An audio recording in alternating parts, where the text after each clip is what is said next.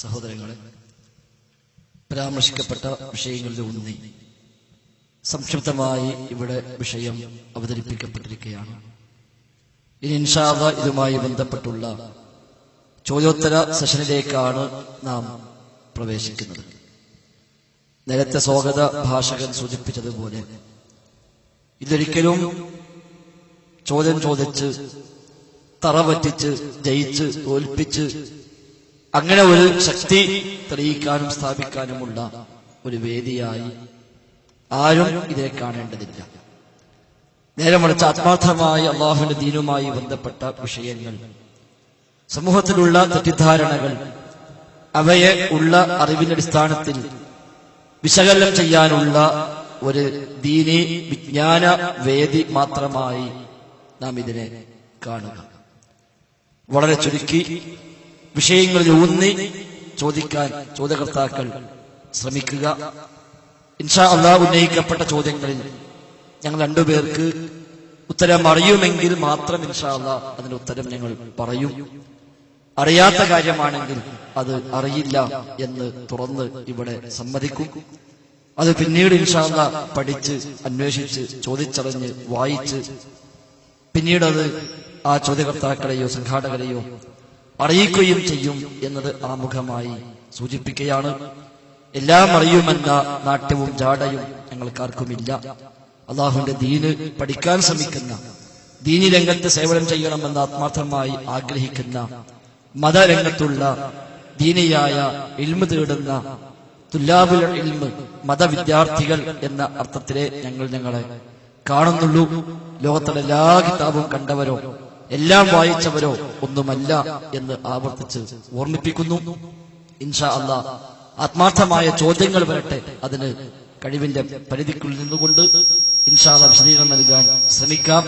മുമ്പിൽ ചോദ്യകർത്താക്കൾക്കുള്ള പ്രത്യേകമായ ഇരിപ്പിടങ്ങളുണ്ട്, അത് ഉപയോഗപ്പെടുത്തുക. ഒരാൾക്ക് ഇത്രയേ ചോദിക്കാവൂ എന്ന് പ്രത്യേകം നിയമമൊന്നുമില്ല. തൊട്ട് പിറകിൽ ചോദ്യകർത്താക്കൾ ഉണ്ടെങ്കിൽ അവരെ കൂടി പരിഗണിച്ചുകൊണ്ട് വേണം ചോദ്യകർത്താക്കൾ ചോദ്യങ്ങൾ ഉന്നയിക്കാൻ എന്ന് മാത്രം ഉപദേശിക്കുകയാണ്. ഇൻഷാ അല്ലാഹ് 10 മണി വരെയാണ് നാം നിശ്ചയിച്ചിട്ടുള്ള സമയം. അതുവരെ കഴിവിന്റെ പരമാവധി ആളുകൾക്ക് ചോദ്യങ്ങൾ ഉന്നയിക്കാൻ അവസരം കിട്ടാവുന്ന രൂപത്തിൽ തന്നെ ഇൻഷാ അല്ലാഹ് നമുക്ക് ഈ പ്രോഗ്രാം കൊണ്ടുപോകേണ്ടതുണ്ട് എന്ന ഉപദേശത്തോടുകൂടി ഒന്നാമത്തെ ചോദ്യകർത്താവിനെ ക്ഷണിക്കുകയാണ്. അസ്സലാമു അലൈക്കും വറഹ്മത്തുള്ളാഹി വബറകാതുഹു. അതായത് 72 സംഘമുണ്ട്. 72 സംഘം. അതില് ഈ മുജാഹിദ് ഏത് വിഭാഗം മുജാഹിദാണ് സ്വർഗത്തിൽ കടക്കണ ആള്? അത് മുജാഹിദ് എത്ര വിഭാഗം? 14 വിഭാഗമുണ്ട്. ആദ്യം ഒരു മുജാഹിദ് മാത്രമേ സ്വർഗത്തിൽ കടന്നുള്ളൂ. 14 വിഭാഗത്തിലെ ഏത് വിഭാഗമാണ് സ്വർഗത്തിൽ കടക്കണത്? അൽഹംദുലില്ലാഹ്, അറിയാൻ ആഗ്രഹിച്ചുകൊണ്ടുള്ള ഒരു കാരണവരുടെ ചോദ്യമാണ്. പേരിൽ മുജാഹിദ് എന്ന് പറഞ്ഞാലും സുന്നി എന്ന് പറഞ്ഞാലും ആ പേരുകൊണ്ട് മാത്രം നരക സ്വർഗങ്ങൾ നിശ്ചയിക്കപ്പെടാവതല്ല. ഒരാൾ പേരിൽ മുജാഹിദായി എന്നാൽ ശരിയായ മുജാഹിദാകുന്നുമില്ല എങ്കിൽ അയാൾക്ക് സ്വർഗപ്രവേശനം സാധ്യമല്ല. പേരിൽ സുന്നിയായി യഥാർത്ഥത്തിൽ സുന്നത്ത് പ്രകാരം അയാൾ ജീവിക്കുന്നില്ല എങ്കിലും സ്വർഗപ്രവേശനം സാധ്യമല്ല. നേരെ മറിച്ച് സ്വർഗത്തിലേക്കുള്ളവർ ആര് എന്ന ചോദ്യത്തിന് ഹബീബായ റസൂലുള്ളാഹി സ്വല്ലല്ലാഹു അലൈഹി വസല്ലമ അന്നേ മറുപടി പറഞ്ഞിട്ടുണ്ട്. മാ അന അലൈഹിൽ യൗമ വ അസ്ഹാബി. ഇന്ന് ഞാനും എന്റെ സ്വഹാബിമാരും ഏതൊരു വഴിയിലാണോ ജീവിക്കുന്നത് ആ വഴി സ്വീകരിക്കുന്നവരാരോ അവരാണ് സ്വർഗാവകാശികൾ എന്നാണ്.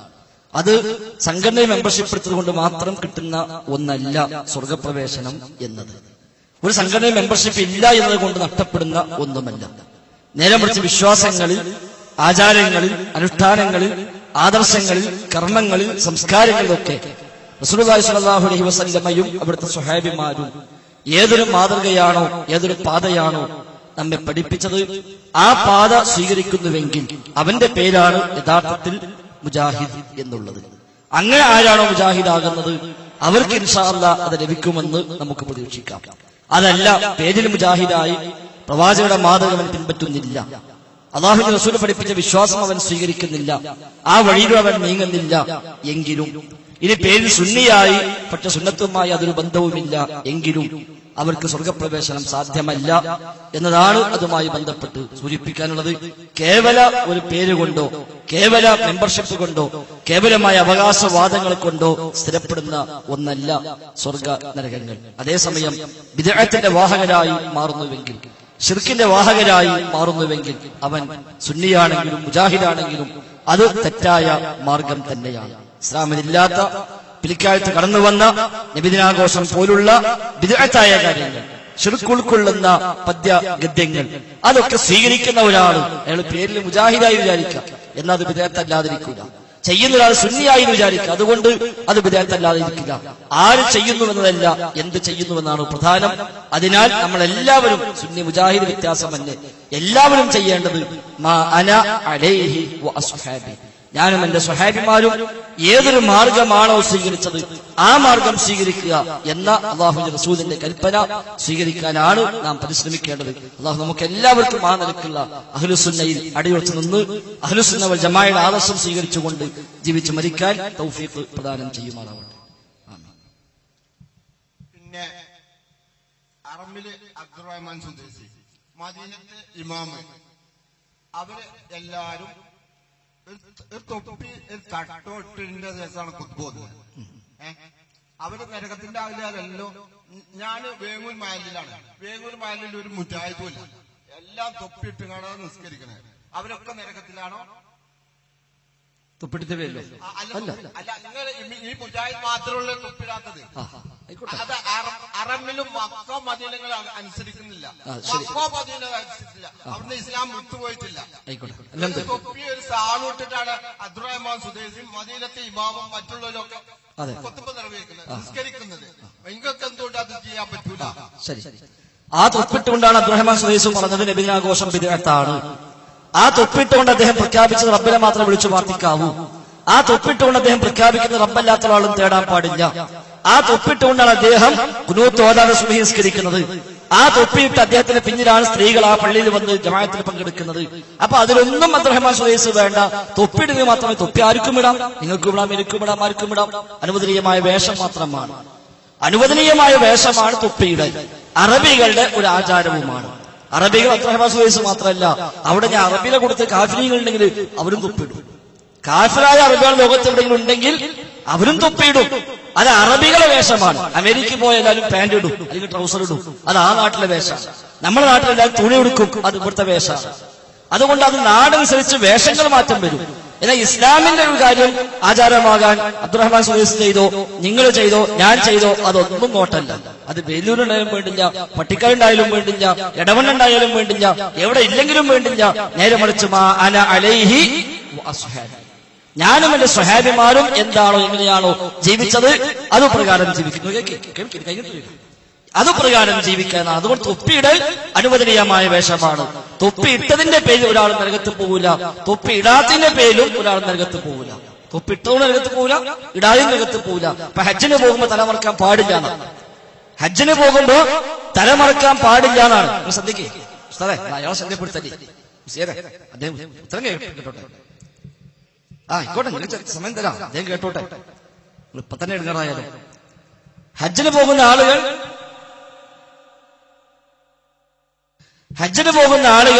ഹജ്ജിന്റെയും ഉംറയുടെയും സമയത്ത് തലമറക്കാൻ പാടില്ല എന്നാണ് നിയമം. ഇപ്പൊ ഹജ്ജിന് പോയ ആള് പറയാണ്, എന്താ ഇപ്പൊ ഹജ്ജിനും ഉംറക്കും പോകുമ്പോ തലമറക്കാൻ പാടില്ല, അവിടെ ഇവിടെ ആരും മറക്കാൻ പാടില്ല പറഞ്ഞാലോ ഒന്നും ശരിയല്ല. അപ്പൊ ഓരോ സന്ദർഭത്തിലും ഓരോ സാഹചര്യത്തിൽ പഠിപ്പിക്കപ്പെട്ട രീതികളും നിയമങ്ങളും ഉണ്ടാകും, അതുപ്രകാരം പോവുക. ഒരു തലമറക്കൽ ഒരു അനുവദനീയമായ വേഷമാണ്, ഹലാലായ ജായിസായ വേഷമാണ്. അത് ആർക്കും സ്വീകരിക്കാം. അത് സ്വീകരിച്ചതിന്റെ പേരിൽ നരകത്തിൽ പോവില്ല, അത് ചെയ്യാത്തതിന്റെ പേരിലും നരകത്തിൽ പോവില്ല. നേരെ മറിച്ചൊരു കാര്യം ദീനായി മാറണമെങ്കിൽ, ഒരു കാര്യം മതമായി മാറണമെങ്കിൽ അതിന് അല്ലാഹുവിന്റെ റസൂലിന്റെ സുന്നത്ത് വേണം, സ്വഹാബത്തിന്റെ മാതൃക വേണം. അതിലില്ലാത്ത ഒന്ന് ലോകത്ത് എവിടെ ഉണ്ടെങ്കിലും ആര് ചെയ്താലും അത് ദീനാവുകയില്ല. അതേ ഹറമുകളിൽ തന്നെ നേരത്തെ സൂചിപ്പിച്ച പോലെ അവിടെ കൃത്യമായ തൗഹീദ് പ്രഖ്യാപിക്കുന്നു, റബ്ബിനോട് മാത്രമേ തേടാവൂ എന്ന് പഠിപ്പിക്കുന്നു. റബീഉൽ അവ്വൽ മാസമാകുമ്പോൾ നബിദിനാഘോഷം ബിദ്അത്താണ് എന്ന് ഇക്കഴിഞ്ഞ റബീഉൽ അവ്വലിൽ മദീന പള്ളിയിലെ മിമ്പറിൽ വെച്ചാണ് ഖതീബ് പ്രഖ്യാപിച്ചത്. അതൊന്നും പലരും സ്വീകരിക്കുന്നില്ല.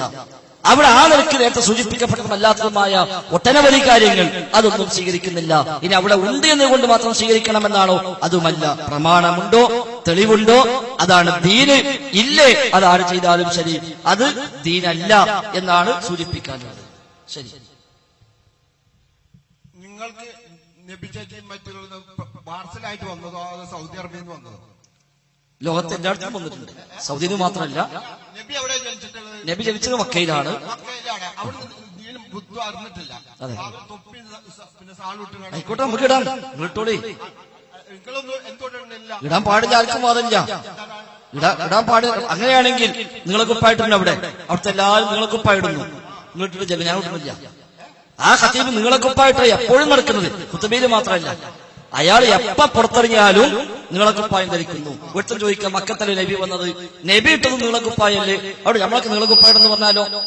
അല്ലാഹുവിന്റെ റസൂൽ മക്കത്ത് ജീവിച്ചപ്പോ സഞ്ചരിച്ചത് അധികവും കഴുതപ്പുറത്തും ഒട്ടകപ്പുറത്തുമാണ്. മക്കയിൽ നബി സഞ്ചരിച്ചത് ഒന്നുകിൽ കഴുതപ്പുറത്ത് അല്ലെങ്കിൽ ഒട്ടകപ്പുറത്ത്. അതുകൊണ്ട് ഇപ്പോ ഒരാൾ നമ്മോട് പറയാണ്, നമ്മൾ ആരും കാറും ബസ്സും ഉപയോഗിക്കാൻ പാടില്ല, കഴുതപ്പുറത്തോ ഒട്ടകപ്പുറത്തേ പോകാൻ പാടുള്ളൂ എന്ന് പറഞ്ഞാൽ ഞാൻ നിങ്ങൾ സമ്മതിക്കൂലല്ലോ. അതേ റസൂല് മക്കത്ത് ജീവിച്ചപ്പോൾ ഭക്ഷിച്ചത് അധികവും ഗോതമ്പാണ്, അതേപോലെ കാരക്കയാണ്. കാരക്കയും ഗോതമ്പുമാണ് കഴിച്ചത്. അതുകൊണ്ട് അരി തിന്നാൻ പാടില്ല, പൊടി കഴിക്കാൻ പാടില്ല, പയറ് തിന്നാൻ പാടില്ല, ഗോതമ്പും കാരക്കയും മാത്രമേ പാടുള്ളൂ എന്നൊരാൾ പറഞ്ഞാൽ നമ്മൾ സ്വീകരിക്കുമോ? ഇല്ലല്ലോ.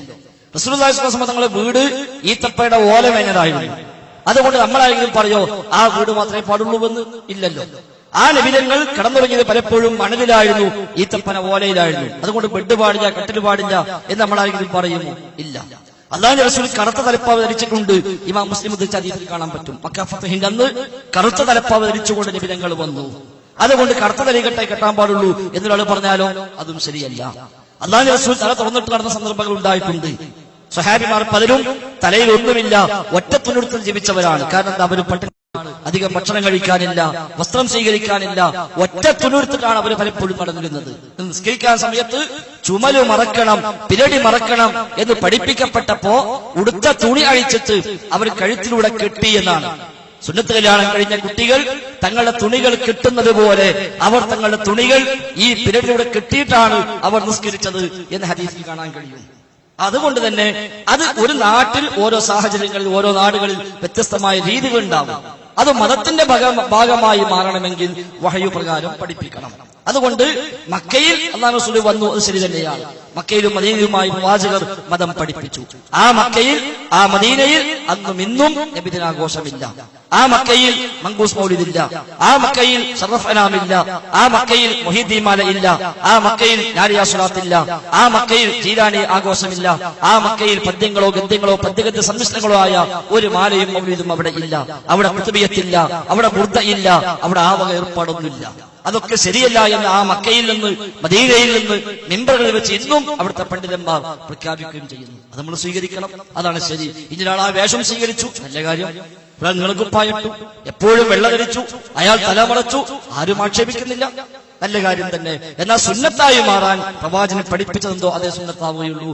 ആ കൂട്ടത്തിൽ വെള്ള ധരിക്കാൻ നബി ഞങ്ങൾ പ്രത്യേകം പറഞ്ഞു. ഞങ്ങളൊക്കെ വെള്ള ധരിച്ചു. നിങ്ങൾ വെള്ള ധരിച്ചില്ല, ആണ് കുറ്റം കിട്ടോ? ഇല്ല, കുറ്റം കിട്ടില്ല. വെള്ള ധരിച്ചാൽ അതിന് പ്രതിഫലം കിട്ടും. വെള്ള ധരിക്കാൻ പ്രത്യേകം പ്രവാചകൻ നമ്മെ പ്രോത്സാഹിപ്പിച്ചു, നമുക്കത് ചെയ്യാം. നിര്യാണിക്ക് മുകളിൽ കൊടുക്കാൻ പ്രത്യേകം പറഞ്ഞു, അത് അങ്ങനെ തന്നെ പാലിക്കേണ്ടതാണ്. താഴെ ഇറങ്ങിയാൽ നരകത്തിലാണ് എന്ന് പോലും പഠിപ്പിക്കപ്പെട്ടു.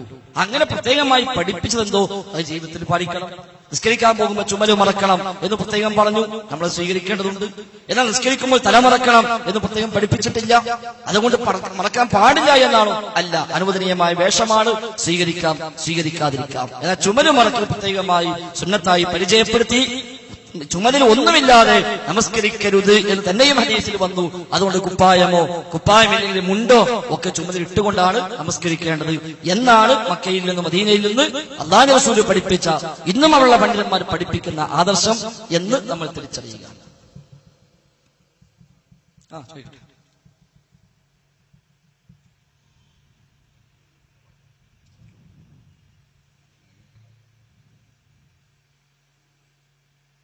നബി സല്ലല്ലാഹു അലൈഹി വസല്ലമ തങ്ങൾക്ക് നമ്മളെ എല്ലാവരും സ്വർഗത്തിൽ കടത്താൻ സഫായത്തിന് അറുതു കൊടുത്തിട്ടുണ്ട്.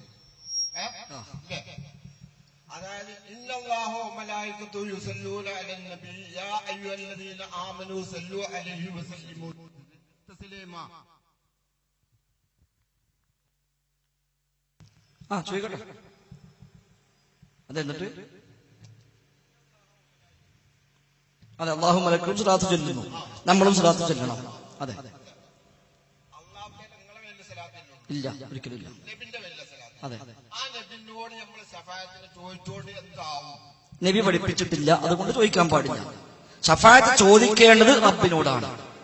ശഫാഅത്ത് നബി ഞങ്ങൾക്കുണ്ട്, സംശയമില്ല. ഉത്തരം കേൾക്കി, ചോദ്യം മാത്രമായില്ലേ, ഉത്തരം കൂടി കേൾക്കണ്ടേ? ഈ കൂടെ എല്ലാവർക്കും ഉള്ള വിഷയം പഠിക്കാം. നിങ്ങൾ മാത്രമല്ല നമ്മൾ മനസ്സിൽ കാണുന്നത്. നിങ്ങൾ ചോദ്യം കൊണ്ട് ഒരുപാട് ആൾക്ക് ഒരുപാട് വിഷയങ്ങൾ പഠിക്കാൻ അവസരമാണ്. അതുകൊണ്ടാണ് ഈ നിലയ്ക്ക് വിശദീകരിക്കുന്നത്. അള്ളാഹുവിന്റെ റസൂൽ ശഫാഅത്ത് ഉണ്ട്, ഒരു സംശയവുമില്ല. ആ ശഫാഅത്ത് ചോദിക്കേണ്ടത് ആരോട്? അള്ളാഹുവിന്റെ റസൂലിനോടല്ല, അള്ളാഹുവിനോടാണ്. എന്തുകൊണ്ട് ഖുല്ലില്ലാഹി ശഫാഅത്തു ജമീഅ, നബിയെ താങ്കൾ പറഞ്ഞു കൊടുക്കണം, ശഫാഅത്ത് പൂർണ്ണമായും അള്ളാഹുവിനാകുന്നു. അപ്പോൾ ആര് ശഫാഅത്ത് ചെയ്യണം, ആർക്ക് വേണ്ടി ശഫാഅത്ത് ചെയ്യണം, എന്തിനു വേണ്ടി ശഫാഅത്ത് ചെയ്യണം, എല്ലാം തീരുമാനിക്കുന്നവൻ റബ്ബാണ്. അതുകൊണ്ട് നമ്മളൊക്കെ നാട്ടില് സമസ്തക്കാരായ ആളുകൾ ബാങ്ക് കൊടുത്തു കഴിഞ്ഞാൽ ചൊല്ലുന്ന പ്രാർത്ഥനയിൽ അവർ ചൊല്ലുന്നൊരു ഭാഗമുണ്ട്, വർസുഖ്നാ ശഫാഅതഹു, അല്ലാഹുമ്മ റബ്ബ ഹാദിഹി ദഅവത്തി താമ്മ എന്ന പ്രാർത്ഥന ഹദീസിൽ വന്നിട്ടുണ്ട്. അതിന്റെ അവസാന ഭാഗത്തുള്ള ഈ കഷ്ണം റിപ്പോർട്ടിൽ ഉണ്ടെങ്കിലും സ്വഹീഹായതല്ല, ദുർബലമാണ്. ഇമാം അബ്ദുർ റസാഖ് റഹിമഹുല്ലാഹ് തന്റെ മുസന്നഫിൽ അത് ഉദ്ധരിച്ചിട്ടുണ്ട്, പക്ഷെ സ്വഹീഹല്ല. അതിന് പറഞ്ഞെന്താ, വർസുഖ്നാ ശഫാഅതഹു, അല്ലാഹുവേ അല്ലാഹുവിന്റെ റസൂലിന്റെ ശഫാഅത്തിനെ ഞങ്ങൾക്ക് നൽകണേ എന്നാണ്. നബിയെ ശഫാഅത്ത് ചെയ്യണേ എന്നല്ല, അല്ലാഹുവേ നബിയുടെ ശഫാഅത്ത് ഞങ്ങൾക്ക് നൽകണേ. അപ്പൊ ദുർബലമായ റിപ്പോർട്ടാണെങ്കിലും നാട്ടിൽ പ്രാവർത്തികമാക്കുന്ന അതിൽ പോലുമുള്ളത് എന്താ, റബ്ബിനോട് ശഫാഅത്ത് ചോദിക്കലാണ്, നബിയോട് ചോദിക്കലല്ല. അപ്പൊ റബ്ബിനോടാണ് ചോദിക്കേണ്ടത്. അതാണ് നബി ഞങ്ങൾ പഠിപ്പിച്ചത്. സ്വലാത്തിൽ എന്താ ഉള്ളത്? അല്ലാഹുമ്മ സ്വല്ലി അലാ മുഹമ്മദിൻ വ അലാ ആലി മുഹമ്മദിൻ, അല്ലാഹുവേ മുഹമ്മദ് നബിക്ക് നീ ഗുണം ചെയ്യണേ, കുടുംബത്തിനും ഗുണം ചെയ്യണേ. അതേപോലെ അല്ലാഹുമ്മ ബാരിക് അലാ മുഹമ്മദിൻ വ അലാ ആലി മുഹമ്മദിൻ, അല്ലാഹുവേ മുഹമ്മദ് നബിക്കും കുടുംബത്തിനും നീ ബർക്കത്ത് ചെയ്യണേ. മുഹമ്മദ് നബിയെ എനിക്ക് ബർക്കത്ത് തരണേ എന്നല്ല, പഠിച്ചോനെ മുഹമ്മദ് നബിയുടെ ബർക്കത്ത് കൊണ്ട് എന്നുമല്ല, നേരെ മറിച്ച് റബ്ബേ മുഹമ്മദ് നബിക്ക് നീ ബർക്കത്ത് ചെയ്യണേ, റബ്ബേ മുഹമ്മദ് നബിയുടെ കുടുംബത്തിന് നീ ബർക്കത്ത് ചെയ്യണേ എന്നൊക്കെയാണ് അതിൽ പരാമർശിക്കപ്പെടുന്നത്. ഒന്നുകൂടെ ചോദിച്ച് അടുത്താ കൊടുക്കുക. ഒന്നുകൂടെ ചോദിച്ച് അടുത്താ കൊടുക്കുക. ആയിക്കോട്ടെ, കൊടുക്കാം. اللهم صل على سيدنا محمد وعلى ال سيدنا محمد كما صليت اللهم صل على محمد وعلى ال محمد كما باركت ആയിക്കോട്ടെ. اللهم صل على محمد وعلى ال وصحبه اجمعين. അജ്മഈൻ അതിൽ നമ്മൾ കൊടുക്കും. ആയിക്കോട്ടെ ആയിക്കോട്ടെ, അൽഹംദുലില്ലാഹ് ഖൈർ. അത് ഖുർആനും പറഞ്ഞിട്ടുണ്ട്. പിന്നെ ഹുവല്ലദീ യുസല്ലി അലൈക്കും മലായികത്തുഹു എന്ന് വിശുദ്ധ ഖുർആൻ പറഞ്ഞിട്ടുണ്ട്. വ്യത്യസ്ത രൂപത്തിൽ സ്വലാത്തുകളുണ്ട്, നബിയുടെ കുടുംബത്തിനുണ്ട്, നബിയുടെ ഭാര്യമാർക്കുണ്ട്, അങ്ങനെയൊക്കെ വന്നിട്ടുണ്ട്. അല്ലാഹുമ്മ സ്വല്ലി അലാ ആലി അബി ഔഫ, അബൂ ഔഫയുടെ കുടുംബത്തിന് സ്വലാത്ത് ചൊല്ലണേ എന്ന് നബി തങ്ങൾ ദുആ ചെയ്തിട്ടുണ്ട്. അപ്പൊ അതിൽ തർക്കമുള്ള വിഷയമല്ല. അപ്പൊ അൽഹംദുലില്ലാഹ്, ഏതായാലും സ്വലാത്ത് പുണ്യമാണ്, മഹത്വമാണ്, സംശയം ഏതുമില്ല. ആ സ്വലാത്ത് അള്ളാഹുവിനോടുള്ള പ്രാർത്ഥനയാണ്, തേട്ടമാണ് എന്ന് കൂടി നമ്മൾ മനസ്സിലാക്കുക. ശരി, അടുത്ത ആൾക്ക് മൈക്ക് നൽകാണ്. ഇത് ഒരു മതപരമായ വിഷയങ്ങൾ ചർച്ച ചെയ്യുന്ന ഒരു സദസ്സായതുകൊണ്ട് സ്ഥലമോ കാലമോ ഒന്നും ഇത് മൈക്കുറക്കില്ലേ. അതുകൊണ്ട് എന്റെ സുഹൃത്ത് അബ്ദുൽ മജീദ് പത്തപ്പെരിയം എന്നൊരു സുഹൃത്ത് ചോദ്യം ചോദിക്കാൻ വേണ്ടി വന്നിട്ടുണ്ട്. അദ്ദേഹത്തെ സദസ്സിലേക്ക് ക്ഷണിച്ചു. അദ്ദേഹം സദസ്സിൽ ഇരുന്ന് കൃത്യമായി കേട്ടു പഠിക്കട്ടെ. അദ്ദേഹം ഇത്തരം വിഷയങ്ങൾ കേട്ടു പഠിക്കാൻ ബാധ്യസ്ഥനാണ്. ചോദ്യം ചോദിക്കാൻ അദ്ദേഹത്തെ തൽക്കാലം അവസരം കൊടുക്കുന്നില്ല. അത് അദ്ദേഹത്തിന് അറിയാം എന്തുകൊണ്ട്. അതെ അതെ, കണ്ടോ, മജീദിന്റെ പേര് എപ്പോഴും കൂക്കിയോട്ടെ. അതാണ് മജീദ്.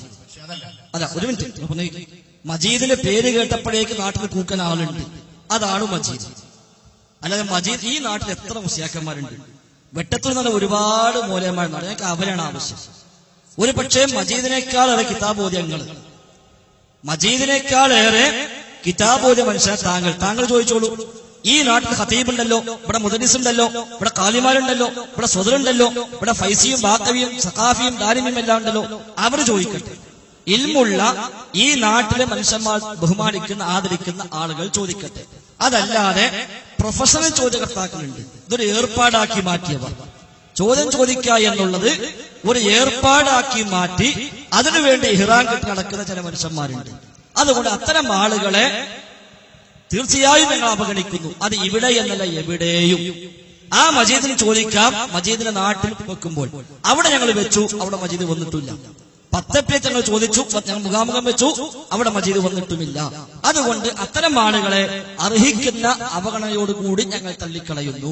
എന്നാൽ ഈ നാട്ടിലുള്ള ദീനു പഠിപ്പിക്കുന്നവരാണെന്ന് ആളുകൾ വിചാരിക്കുന്ന, ആ നിലയ്ക്ക് ഉസ്താദുമാരായി കാണുന്ന എമ്പാടും മുസ്ലിയാക്കന്മാർ ഈ നാട്ടിലുണ്ടല്ലോ. പിറകിലൊക്കെ ഒരുപാട് മുസ്ലിയാക്കന്മാർ ഒളിഞ്ഞും തെളിഞ്ഞും കേൾക്കുന്നുമുണ്ട്. അത്തരം മുസ്ലിയാക്കന്മാർ മുന്നോട്ട് വരട്ടെ, അവർ ചോദിക്കട്ടെ.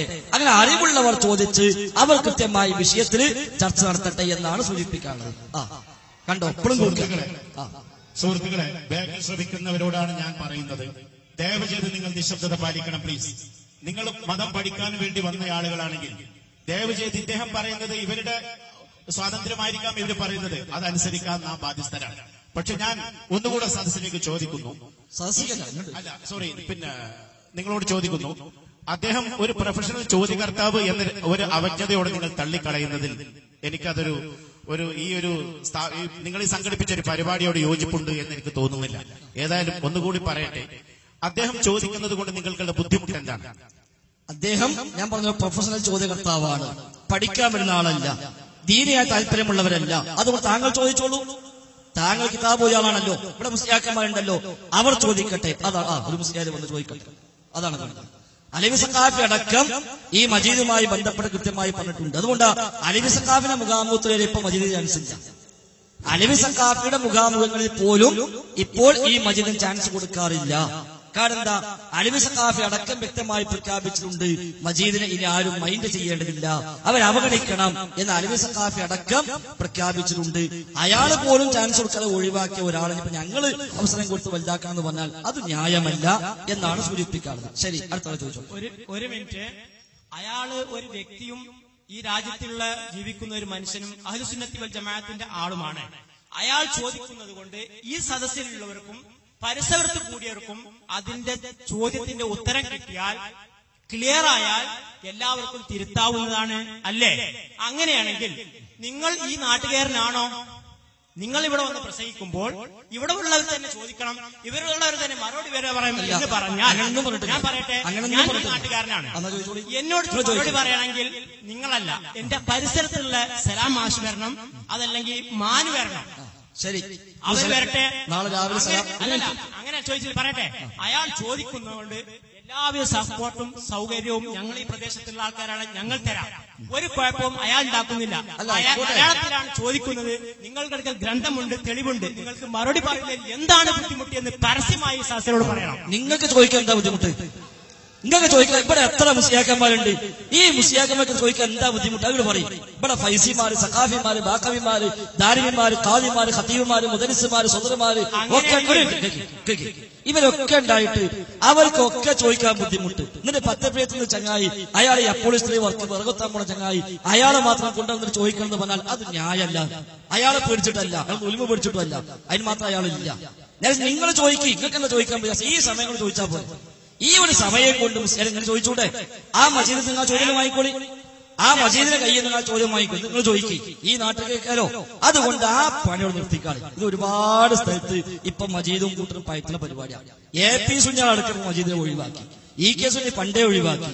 ഇനി തരക്കളിൽ അവിടെ പിന്നെ ഈ വെട്ടത്തൂര് മഹല്ലൊന്നാകെ യോഗം കൂടി മഹല്ല് കമ്മിറ്റി ഔദ്യോഗിക മജീദിനെ കൊടുത്താണോ ഞങ്ങൾ സ്വീകരിക്കാം, ഒരു കുഴപ്പമില്ല. മഹല്ല് കമ്മിറ്റി ഐക്യകണ്ഠേനെ കൂടി യോഗം ചേർന്ന് അവിടുന്ന് പാസ്സാക്കി. നമ്മുടെ നാട്ടിലെ മൂലമാരും ചോദിക്കാൻ പ്രാപ്തരല്ല, അതുകൊണ്ട് ചോദിക്കാൻ പറ്റിയ ഒരാൾ എന്റെ സ്ഥലത്തുണ്ട് പറഞ്ഞിട്ടു, അയാളെ കൊണ്ടുവരണ് എന്ന് പറഞ്ഞ് മഹല്ല് കമ്മിറ്റി ഔദ്യോഗികമായി യോഗം ചേർന്ന് പാസ്സാക്കി കൊടുത്ത ചോദ്യകർത്താവാണോ? ഞങ്ങൾ കൊടുക്കും, ഒരു കുഴപ്പമില്ല. നിങ്ങൾ രണ്ടാൾ വരിക, ഞങ്ങളെ സുഹൃത്തുണ്ടെന്ന് പറയാ. ആ സുഹൃത്ത് ഞങ്ങൾക്ക് എല്ലാവർക്കും കൂടെ ഇന്ന് കേരളത്തിൽ എല്ലാവർക്കും അയാളെ പരിചയമുണ്ട്. അതുകൊണ്ട് തന്നെ ഈ സമയങ്ങൾ കളയാതെ ഈ സമയത്ത് നിങ്ങൾ ചോദിക്കും. നിങ്ങൾക്ക് അറിയാലോ, നിങ്ങൾ മുസ്ലിയാരല്ലേ, നിങ്ങൾ പഠിച്ച ആളല്ലേ, അല്ലെങ്കിൽ അരികളും പഠിച്ചിട്ടുണ്ടെങ്കിൽ പറഞ്ഞോളി. ഈ നാട്ടിലേക്ക് ചോദിക്കാൻ പറ്റുള്ളൂ, എവിടെയും പറഞ്ഞിട്ടില്ല. ഈ ചങ്ങായിക്കില്ല എന്ന് പറഞ്ഞു. ഈ ചങ്ങാതിക്കില്ല. അതേസമയം ഇവിടുത്തെ ഖതീബ് വരട്ടെ, ഇവിടുത്തെ ഖാദി വരട്ടെ, ഇവിടുത്തെ മുദരിസ് വരട്ടെ, ഇവിടുത്തെ സ്വദർ വരട്ടെ, ഇവിടെയുള്ള മുസ്ലിയാക്കന്മാര് വരട്ടെ, അവർക്കൊക്കെ വരാം. അവർ വരാൻ നമ്മൾ ആവശ്യം. അങ്ങനെ ദീനു പഠിച്ച് ഔദ്യോഗികമായി പഠിച്ച മനുഷ്യന്മാർ വരട്ടെ, എന്നിട്ട് ഓട് ചോദിക്കട്ടെ. അപ്പൊ ചോദ്യത്തിന് പേടിയാണെങ്കിൽ ഓലാരും ചോദിക്കണ്ടെന്നല്ലേ പറയാം, ചോദ്യത്തിനല്ല പേടി. അതുകൊണ്ട് ഈ ചോദ്യം മര്യാദക്ക് നടന്ന് ആളുകൾ വിഷയം പഠിക്കാൻ ദയവ് ചെയ്ത് മുസ്ലിയാരെ നിങ്ങൾ ചോദ്യം ചോദിക്കുക. അതാണ് വേണ്ടത്. നിങ്ങളാണ് ചോദ്യം ചോദിക്കേണ്ടത്. ആ ചോദ്യം ഞങ്ങൾ കാത്തിരിക്കുന്നു. കണ്ടോ, അപ്പൊ മജീദിന്റെ പേര് കേൾക്കുമ്പോഴേ കൂക്കുക. അതാണ് പല സ്ഥലത്തും അങ്ങനെ ഉണ്ട്. മജീദ് പറയുമ്പോഴേ കൂക്കും. അതാണ് വേണ്ട അവസ്ഥ.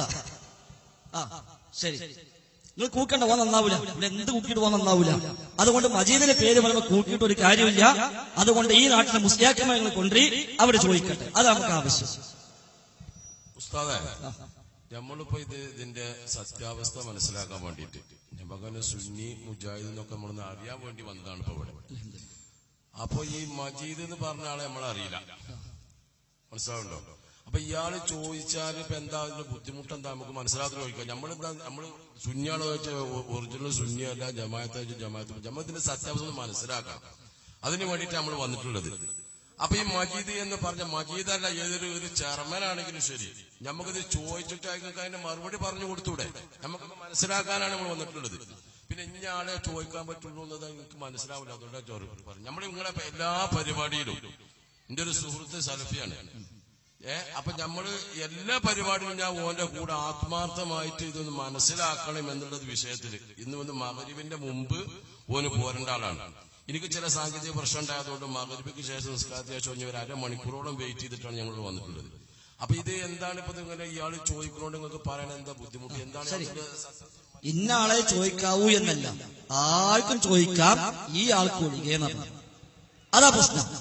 നേരെ മറിച്ച് ഞാൻ പറഞ്ഞല്ലോ, നിങ്ങൾ ചോദിച്ചോളി, കണ്ട ഇപ്പോഴും കൂക്കുക അയാളെ കേൾക്കുമ്പോഴേക്ക്. അതാ പ്രശ്നം. അയാളെ കേൾക്കുമ്പോഴേക്ക് മനുഷ്യന്മാരെ കൂക്കുകയാണ്. ഇപ്പൊ അങ്ങനത്തെ ഒരാൾ നമ്മളെന്താ ചാൻസ് കൊടുക്കുന്നത്? അതുകൊണ്ട് ഇവിടുത്തെ മുസ്ലിയാക്കന്മാര് വരട്ടെ, ഇവിടുത്തെ ഉസ്താദുമാര് വരട്ടെ. ഈ നാട്ടിൽ എത്ര മൂലമാണ്ട്. ഈ നാട് അങ്ങനത്തെ ഒരു മൂലമല്ല നാടൊന്നുമല്ലോ. ഈ നാട്ടിൽ എത്ര ഫൈസൽ സഖാഫിണ്ട്. മറ്റെന്തോ നാളെ നേരത്തെ മനുഷ്യന്മാർ അത് ഏതോ മജീദ് ഓലമുല ഒത്തതാറി. അപ്പൊ അലവി സഖാഫി അടക്കം ഇപ്പൊ ഒഴിവാക്കി. അതാ പറഞ്ഞത്. അതുകൊണ്ട് മജീദ് എന്ന വ്യക്തിയെ ഞങ്ങൾ പല സ്ഥലത്തും പ്രഖ്യാപിച്ചാണ്. ഞങ്ങൾ എവിടെയും വരും വേണ്ടതാണ്. അല്ലെങ്കിൽ ഇന്ന് കേട്ടോട്ടെ പഠിച്ചോട്ടെ കുഴപ്പമില്ല, ഞങ്ങൾക്ക് പ്രതീക്ഷ ഉണ്ട്. പക്ഷേ ഈ നാട്ടിൽ എത്ര മുസ്ലിയാക്കന്മാരുണ്ട്. നബിദിനാഘോഷം ബിദ്അത്താണ്, അനിസ്ലാമികമാണ്, അതിന്റെ ഭാഗമായി ശിർക്കുണ്ട് എന്ന് ഇത്ര പച്ചയായി പ്രസംഗിച്ചിട്ട് ഈ നാട്ടിലെ മുസ്ലിയാക്കന്മാർ വരട്ടെ ചോദിക്കട്ടെ എന്ന് പറഞ്ഞിട്ട് എന്താ ഇവിടുത്തെ മൂലമാർക്ക് ചോദ്യമില്ലേ? ഈ നാട്ടിലെ വിവരമുള്ള മനുഷ്യന്മാരാരില്ലേ? ഈ നാട്ടിലെ ഖതീബില്ലേ? ഇവിടെ ഒരു കാലിയറില്ലേ? ഇവിടെ ഒരു മുദരിസില്ലേ? ഇവിടെ ഉസ്താദുമാരില്ലേ? അവരല്ലേ വരേണ്ടത്. അപ്പൊ ചോദ്യം പേടിയാണെങ്കിൽ ഞങ്ങൾ എന്താ പറയാ? മൂലമാരൊന്നും വരാൻ പറ്റൂല, ഏതെങ്കിലും ലോക്കൽ മനുഷ്യന്മാരെ മദീനയെ പോലെ തന്നെ വരാൻ പറ്റുള്ളൂ എന്നല്ലേ പറയാ? കണ്ട അപ്പോഴും കൂക്കി. അതാണ് ഓനെ പേരട്ട കൂക്കിയത്. അതാ പ്രശ്നം. നേരെ മറിച്ചങ്ങൾ പറഞ്ഞത് വിവരമുള്ളോ വരട്ടതാണ്. വിവരമുള്ളോന്ന് വരട്ടെ എന്നാണ് പറഞ്ഞത്. ഇനി അലവി സഖാഫി വേണോ? 100 വട്ടം സ്വാഗതം, 100 വട്ടം സ്വാഗതം. ഞങ്ങൾക്കതുള്ളൂ. അങ്ങനത്തെ ഒരു വരട്ടെ നടന്നത്. അങ്ങനെ വിവരമുള്ള കിതാബ് ഓതി പഠിച്ച മനുഷ്യന്മാര് വരണം. കാരണം എന്താ പറയുക, മുജാഹിദീന് കിതാബ് അറിയില്ല, ഓൾക്ക് വിവരമില്ല, ഓളൊന്നും പഠിച്ചിട്ടില്ല, ഓല് ബുക്ക് അയച്ച് നടക്കുകയാണ് എന്നാളോ മൂലമാര് പറയാ. എന്നാ അങ്ങനത്തെ മൂലമാര് വരട്ടെ, എന്നിട്ട് ചോദിക്കട്ടെ. എന്നിട്ട് ഞങ്ങളുടെ ഭാഗത്ത് വിവരമില്ലാന്നും ഞങ്ങൾക്ക് തെളിവില്ലാന്നും അവര് സമൂഹത്തിന് ബോധ്യപ്പെടുത്തി കൊടുക്കട്ടെ. അല്ല ഓലൊന്നും പഠിക്കില്ല. ചില ആൾക്കാരെങ്ങനെ ബാലുമ കെട്ടിയിട്ട് ഇങ്ങനെ വിടുക, ഓരെല്ലാ സ്ഥലത്തും പോയിട്ട് ഇങ്ങനെ ചില സീൻ ഉണ്ടാക്കി എടുക്കുക. ആ സീൻ തൽക്കാലം വെട്ടത്തൂല് ഉണ്ടാക്കാൻ പറ്റൂല. അത് ഒരു സ്ഥലത്തും പറ്റൂല. മുജാഹിദീങ്ങളെ ഒരു മുഖാമുഖത്തിലും ഇനി ഒരു ചാൻസ് ജനങ്ങൾ തീരുമാനിച്ചാണ്. അത് എവിടെയും വെട്ടത്തൂല് മാത്രമല്ല, ഇനി എവിടെയും ആ ചങ്ങായിക്ക് ചാൻസ് ഇല്ല. കാരണം അലവി സഖാഫി തന്നെ വ്യക്തമായി പ്രഖ്യാപിച്ചിട്ടുണ്ട്, നിങ്ങൾ അയാൾ അവഗണിച്ചാളേ. അലവി സഖാഫി പ്രഖ്യാപിച്ചതാ, നിങ്ങൾ അയാൾ അവഗണിക്കി, അയാളെ കാര്യമാക്കണ്ട, അയാൾ നമുക്കൊരു ശല്യാണ് എന്ന് അലവി സഖാഫി പോലും വ്യക്തമായി പ്രഖ്യാപിച്ചിട്ടുണ്ട്. അതുകൊണ്ട് അങ്ങനത്തെ ഒരാളെ ഈ വിലപ്പെട്ട സമയം കൊടുത്തത് അത് നഷ്ടപ്പെടുന്നതിന് പ്രയാസമുണ്ട്. അവിടെ ഇനി ഇങ്ങോട്ടും പറയാതെയാണ് സമയം കളയരുത്. ഈ വിലപ്പെട്ട സമയം നിങ്ങൾ നഷ്ടപ്പെടുത്തരുത്. അതുകൊണ്ട് ആത്മാർത്ഥമായി വിഷയങ്ങൾ ചോദിക്കി. പഠിക്കാനാണ് ഉദ്ദേശമെങ്കിൽ, ദീൻ അറിയാനും പഠിക്കാനുമാണ് താല്പര്യമെങ്കിൽ ആ നിലക്ക് ആത്മാർത്ഥമായി നിങ്ങൾ ചോദിക്കുക. ഉസ്താദ് ചോദിക്കാൻ വന്നിട്ടുണ്ട്, അതാണല്ലോ, അത് ആദ്യം ചോദിച്ചാൽ മതിയല്ലോ. ആ നിലക്ക് ഉസ്താദുമാർ വന്ന് ചോദിക്കട്ടെ, അതാണ് നമുക്ക് ആവശ്യം. എന്നിട്ട് നമുക്ക് നിശ്ചയിക്കപ്പെട്ട സമയത്ത് ഇൻഷാ അല്ലാഹ് വിഷയങ്ങൾ ചർച്ച ചെയ്യട്ടെ, ആളുകൾ വിഷയം പഠിക്കട്ടെ. അതല്ലേ വേണ്ടത്. വളരെ മാന്യമായി വിഷയം പഠിക്കാൻ വേണ്ടി സംഘടിപ്പിച്ചൊരു വേദിയിൽ എന്തിനാ സഹോദരങ്ങളെ ഈ ഒരു രീതിയൊക്കെ, ഈ കൂക്കലും ഈ ഒച്ചപ്പാടും ബഹളും, ഇതൊക്കെ ഒരുപക്ഷെ തൽക്കാലം ഒരു ആവേശമായിരിക്കാം. അതിനപ്പുറത്ത് ഇതുകൊണ്ടൊക്കെ എന്ത് നേട്ടമുണ്ട് എന്നുള്ളത് ഇന്ന് രാത്രി പോയി കിടക്കുമ്പോഴെങ്കിലും ഒന്ന് ആലോചിക്കുന്നത് നല്ലതാണ് എന്ന് കൂടി സൂചിപ്പിക്കുകയാണ്. ശരി,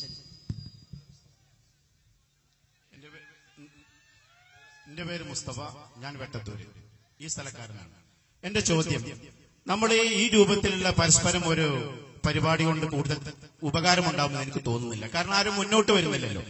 ഈ ഇവിടെയുള്ള വെട്ടത്തൂരിലുള്ള സുന്നികളോട് അത് നിങ്ങൾക്ക് എവിടുന്നും കൊണ്ടുവരാം. നിങ്ങളെ കമ്മിറ്റിയിൽ ഏത് പ്രദേശത്തുള്ള ആരാണെങ്കിലും ശരി, ഈ പ്രദേശത്തുള്ള ആളുകളോ എവിടുത്തെ ആളുകളോ ആണെങ്കിലും ഫേസ് ടു ഫേസ് ഒരു സദസ്സിൽ 2 സ്റ്റേജ് കെട്ടി അല്ലെങ്കിൽ ഒരു സ്ഥാപനത്തിൽ ഏതെങ്കിലും ഒരു റൂമിൽ വെട്ടത്തൂരിൽ വെച്ച് ഇങ്ങനെ ഒരു ഫേസ് ടു ഫേസ് മുഖാമുഖം നടത്താൻ നിങ്ങൾ തയ്യാറുണ്ടോ? 100% തയ്യാർ, 100% തയ്യാർ, 100% തയ്യാർ. ഒരു സംശയമില്ല. ഒരു സംശയം. 1-2 ഡിമാൻഡ് ഉണ്ട്. 1-2 ഡിമാൻഡ് നാട്ടിലൊക്കെ കേട്ടോളി. നാട്ടിലൊക്കെ നിങ്ങൾ ഏറ്റെടുക്കണത് ഞങ്ങൾ തയ്യാറായി പ്രഖ്യാപിച്ചു, നിങ്ങൾ ഏറ്റെടുക്കണം. ഇനി പിന്നെ പോകാൻ സമ്മതിക്കരുത്. 1-2 ഡിമാൻഡ് ഉണ്ട്. 2 സ്റ്റേജ് അല്ല, ഒറ്റ സ്റ്റേജ്. ഒറ്റ സ്റ്റേജ് ഏറുകയാണെങ്കിൽ എല്ലാവർക്കും ഉള്ളവരും അത് ഒറ്റ സ്റ്റേജ്. 2 സ്റ്റേജ് ആയ ഏറ് ഒരു ഭാഗത്തേക്ക് മാത്രമാവും. അപ്പൊ ഒറ്റ സ്റ്റേജിൽ വരട്ടെ. രണ്ടാമത് ഞങ്ങളുടെ ആഗ്രഹം ഇവിടെ പ്രസംഗിച്ച അലവി സഖാഫിനെ കിട്ടണം എന്നാണ്. അയാൾ ഇപ്പൊ അധികം വരാറില്ല. പണ്ട് മണ്ണാർക്കാട് വന്ന് പോയിട്ട് പിന്നെ അയാൾ വല്ലപ്പുഴയിൽ വന്നു. അവിടുന്ന് അയാൾ പ്രഖ്യാപിച്ചു എല്ലാം ഒഴുകും ശരിയല്ല, അങ്ങനെ നിങ്ങളാരും വിചാരിക്കണ്ട, വിശ്വസിക്കണ്ട എന്ന് പ്രഖ്യാപിച്ച് മുമ്പിൽ പോയി. അതിനുശേഷം ഇന്നേ വരെ നിങ്ങൾ ഈ പറഞ്ഞ രൂപത്തിൽ അലവി സഖാഫിയെ കണ്ടിട്ടില്ല. എന്നാൽ ഞങ്ങളൊക്കെ അൽഹംദുലില്ലാ ഇക്കഴിഞ്ഞ മാസം പോലും അങ്ങനെ ഇരുന്ന് സംവാദം നടത്താൻ പങ്കെടുക്കാൻ തൗഫീഖ് കിട്ടിയ മനുഷ്യന്മാരാണ്. ജനുവരി 24-ാം തീയതി, ഒരു മാസം കഴിഞ്ഞിട്ടില്ല. അതിനു മുമ്പും ഒരുപാട് വേദികളിൽ പല മുസ്ലിയാക്കന്മാരുമായിട്ട് ആ നിലയ്ക്ക് ഇരിക്കാൻ അൽഹംദുലില്ലാ റബ്ബ് തൗഫീഖ് ചെയ്തു. റബ്ബ് സ്വീകരിക്കുമാറാവട്ടെ.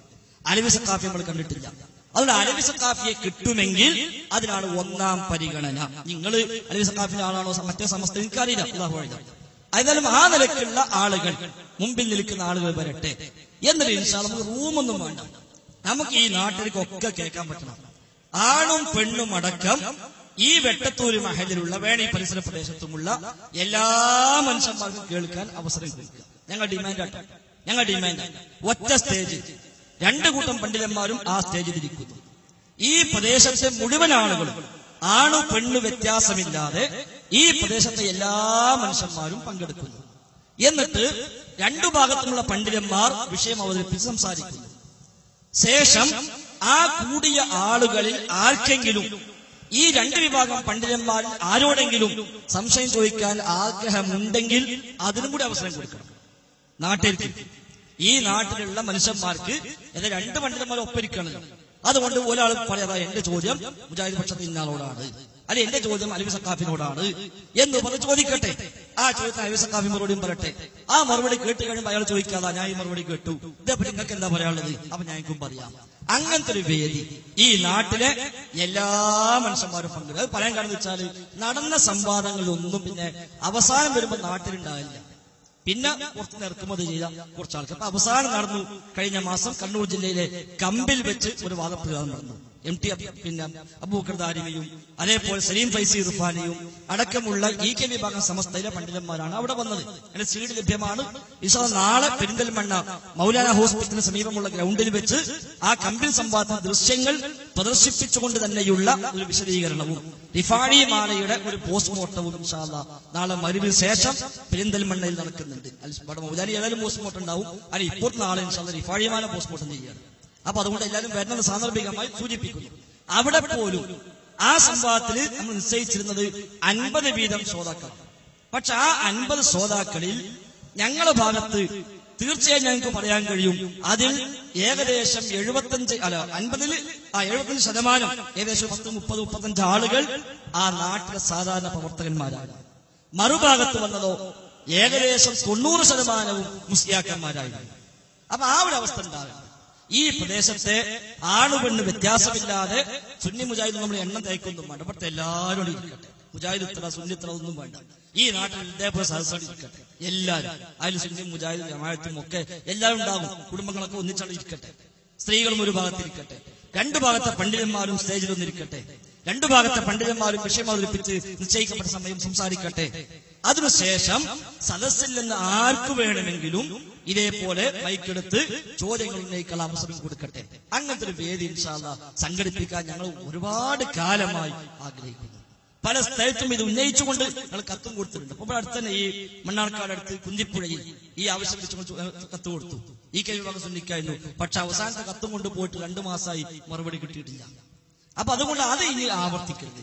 നിങ്ങൾ ഇവിടെ പ്രഖ്യാപിച്ച സ്ഥിതിക്ക് ഞങ്ങൾ ഏറ്റെടുത്തു.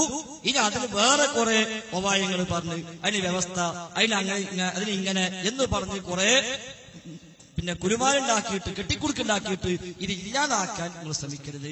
അതുകൊണ്ട് ഇൻഷാ അല്ലാഹ് നമുക്ക് എത്രയും പെട്ടെന്ന് നമുക്ക് 2 കൂട്ടർക്കും സൗകര്യത്തിന്റെ ഡേറ്റ് കണ്ട് ആ ഡേറ്റ് ഇൻഷാ അല്ലാഹ് പറ്റുമെങ്കിൽ ഈ ഗ്രൗണ്ടിൽ തന്നെ ആയിക്കോട്ടെ. ഇങ്ങനത്തെ ഗ്രൗണ്ടിലോ ഇതിനേക്കാളും വലിയ ഗ്രൗണ്ട് ഇവിടെ ഉണ്ടോ അവിടെ ആയിക്കോട്ടെ.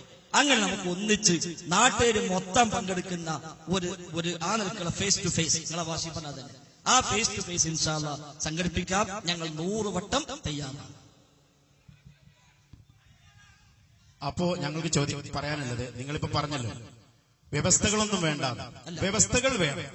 ഏത് കാര്യത്തിനും വ്യവസ്ഥകൾ ഉണ്ടാവും. ആ വ്യവസ്ഥകൾ പ്രകാരമുള്ള എത്രയും അടുത്ത ഏത് സമയത്താണ് നിങ്ങൾക്ക് നടത്താൻ താല്പര്യമെങ്കിൽ ആ താല്പര്യമുള്ളത് വെട്ടത്തൂരിലുള്ള താജുദ്ദീൻ സലാഹിയോ മറ്റോ നിങ്ങൾ അതിന് ചുമതലപ്പെടുത്തണം. വളരെ അടുത്തൊരു സമയത്ത് നമുക്കത് നടത്തുകയും ചെയ്യാം. ഓക്കെ, ഏറ്റവും അപ്പോ അത് നമുക്ക് വെട്ടത്തൂർ വെച്ച് നടത്താം. ഈ വ്യവസ്ഥ നമ്മൾ കൂടുന്ന സമയത്ത് ഞങ്ങൾ താജുദ്ദീൻ സലാഹിയുമായിട്ട് ബന്ധപ്പെടാം.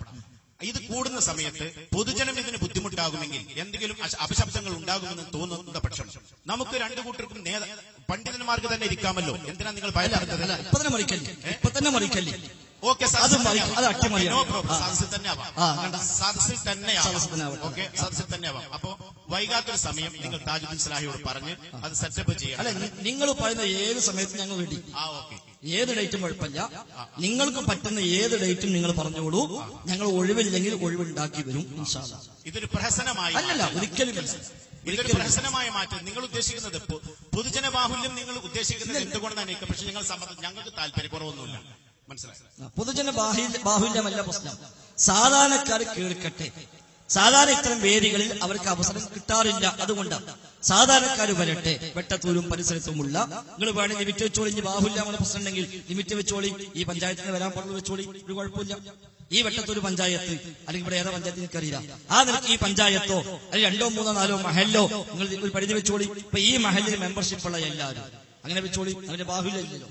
ഈ മഹലിന് മെമ്പർഷിപ്പ് എത്ര ഉണ്ടാകുക? ഒരു കണക്കുണ്ടാവുമല്ലോ. ആ മെമ്പർഷിപ്പുള്ള എല്ലാ മനുഷ്യന്മാരും വന്നോട്ടെ. തൊട്ടടുത്ത മഹലിൽ കൂടി വേണം, അതും കൂട്ടിക്കോളി. 2, 3, 4 മഹലിലെടുത്തോളി. അവിടെയുള്ള എല്ലാവരും വരട്ടെ. എന്നിട്ട് അലവി സഖാഫി വരട്ടെ ഇൻഷാ അല്ലാഹ്. നമുക്ക് ഇതേപോലെ തുറന്ന വേദിയിൽ ആദ്യം ഒരു കൂട്ടർ സംസാരിക്കുന്നു, ശേഷം മറ്റൊരു സംസാരിക്കുന്നു. എന്നിട്ട് പോലെ അവിടെ ഇരിക്കുക. ഈ കൂടിയ ആളുകൾക്ക് ആർക്കും ഈ 2 പണ്ഡിതന്മാരിൽ ആരോടും ചോദ്യങ്ങൾ ഉന്നയിക്കാം. ആണു പെണ്ണു വ്യത്യാസമില്ല. അതാണ് അംഗീകരിച്ചത്. അതിൽ നിന്ന് ഒരടി പിറകോട്ട് പോകരുത് എന്നാണ് സൂചിപ്പിക്കുന്നത്. ഇൻഷാ അല്ലാഹ് പറ്റാവുന്ന ഡേറ്റ് എന്നാണോ അത് നിങ്ങൾ നാട്ടിനെ കുറിച്ച് തീരുമാനിച്ചാൽ മതി, കുഴപ്പമില്ല. താജുദ്ദീൻ സലാഹി നാട്ടുകാരനാണ്, ഇവിടെ ചോദിച്ച അദ്ദേഹം നാട്ടുകാരനാണ്. നിങ്ങൾ തമ്മിൽ നാളെ തന്നെ ഒന്ന് കണ്ടാളി. താജുദ്ദീനെ വീട്ടിൽ അങ്ങോട്ട് പോവേ, താജുദ്ദീൻ നിങ്ങളെ വീട്ടിൽ അങ്ങോട്ട് വരെ ചെയ്തോളൂ. എന്നിട്ടൊന്ന് കൂടി ആലോചിച്ചിട്ട് നിങ്ങൾ പറ്റും ഡേറ്റ് പറഞ്ഞോളി. അത്രേ ആവശ്യമുള്ളൂ. വിഷയം തന്നെ ആയിക്കോട്ടെ, നബിദിനാഘോഷം തന്നെ ആയിക്കോട്ടെ, നബിദിനാഘോഷം തന്നെ ആയിക്കോട്ടെ വിഷയം. ഇനി അതിന്റെ പേരിലും പ്രശ്നമില്ലല്ലോ. അതുകൊണ്ട് ഇൻഷാ അല്ലാഹ് ബാക്കി കാര്യങ്ങൾ നമുക്ക് ആ നിലയ്ക്ക് നീങ്ങാം.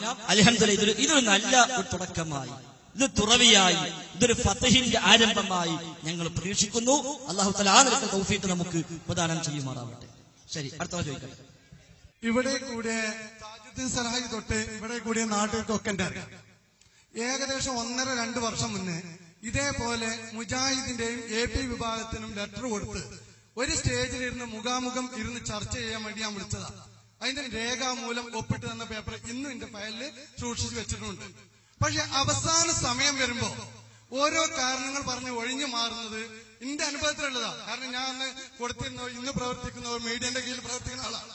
ആ മീഡിയക്ക് വേണ്ടി രേഖാമൂലം അപേക്ഷ കൊടുത്തതും വരാന്ന് സമ്മതിച്ചതാണ്. താജുദ്ദീൻ സലാഹിനോട് ചോദിച്ചാൽ അറിയാം, അല്ലെങ്കിൽ പുറത്തുണ്ടാവും നാസർ മാഷ് ചോദിച്ചാൽ അറിയാം. പക്ഷെ അത് അന്നില്ലാതായത്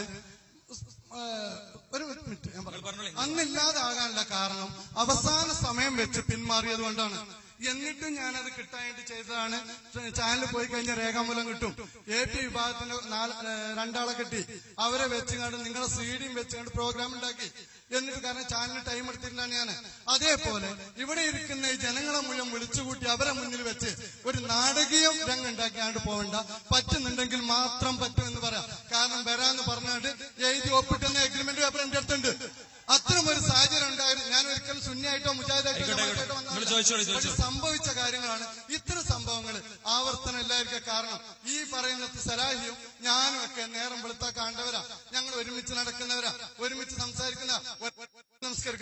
പക്ഷെ അവർക്കിടയിൽ വന്നിട്ട് നമുക്ക് അങ്ങനെ ചെയ്യാം ഇങ്ങനെ ചെയ്യാം എന്ന് പറഞ്ഞ് ഇവിടുന്ന് പോയിട്ട് ഞങ്ങൾ തമ്മിൽ വൈരാഗ്യത്തിന് ഇട വരുത്തരുത് എന്നൊരൊറ്റ അപേക്ഷയുള്ളൂ. ഇനി ഒറ്റ കാര്യം എനിക്ക് നാസർക്കാരനോട് പറയാനുള്ളൂ. ആ എഗ്രിമെന്റ് പേപ്പർ ഞാൻ എഴുതി ഒപ്പിട്ട എഗ്രിമെന്റ് പേപ്പർ തരും. ഞാൻ എഴുതി ഒപ്പിട്ട എഗ്രിമെന്റ് പേപ്പർ തരും.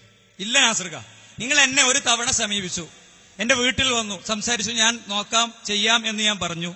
എനിക്കതിന്റെ ഫോളോ അപ്പ് ഉണ്ടായിട്ടില്ല. ഇപ്പൊ താങ്കൾ ഏറ്റെടുത്തോളി, ഇപ്പൊ ഏറ്റെടുത്തോളി. പരസ്യമായി വെട്ടത്തൂരിലെ ആളുകളെ മുന്നിലാണല്ലോ നമ്മൾ പറഞ്ഞത്. എവിടെയാണ് ഞാൻ എഴുതി ഒപ്പിട്ട, നാസർ മാഷ് എഴുതി ഒപ്പിട്ട, ഇവിടുത്തെ ഒരു ബാലവേദി കുട്ടി എഴുതി ഒപ്പിട്ട എഗ്രിമെന്റ് പേപ്പറുകൾ തന്നാൽ മതി.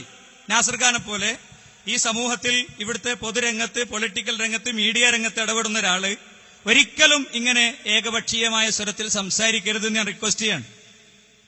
ഞാൻ എഴുതി ഒപ്പിട്ട ആ കരാറ് പത്രം അത് നിങ്ങൾ എനിക്ക് കാണിക്കണം. എവിടെയാണുള്ളത് ആ കരാറ് പത്രം? ആയിക്കോട്ടെ, കാരണം ഒന്ന് റെസ്റ്റ് ചെയ്യും. എന്റെ അടുത്ത് ഒപ്പിട്ട പേപ്പർ തന്നത് നാസർ മാഷാണ്. നാസർ മാഷോട് ചോദിച്ചാൽ അറിയുന്നതാണ്. ഞാൻ കാണിച്ചു തരണം. കാരണം ഇപ്പൊ വീട്ടിൽ പോയി എടുത്തോണ്ടിരാൻ ടൈമില്ലല്ലോ. അവർ കാര്യം നാസർ മാഷ് സ്ഥലത്തുണ്ടെങ്കിൽ ഉടനെ ഒന്ന് കയറി വരണം. നാസർ മാഷ്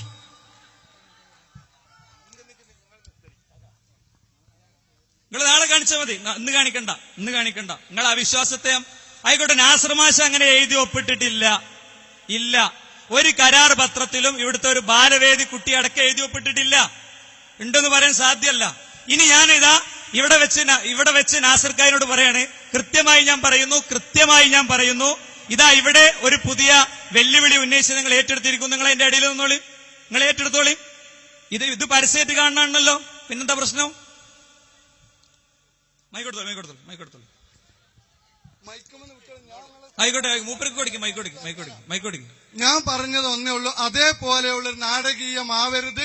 ഇപ്പൊ ഇവിടെ പറഞ്ഞ വാക്കുകൾ എന്നേ പറഞ്ഞുള്ളൂ.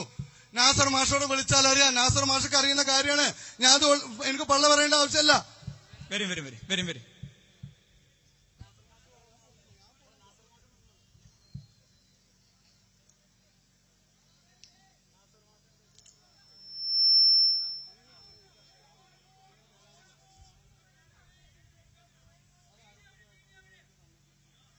ഇല്ല, നിങ്ങൾ നാസർക്ക് ഞങ്ങൾ വിചാരിച്ചിട്ടുണ്ടാവും തരാന്, ഞങ്ങൾക്ക് തന്നിട്ടില്ല. നിങ്ങൾ മൈക്കൊടുക്കും.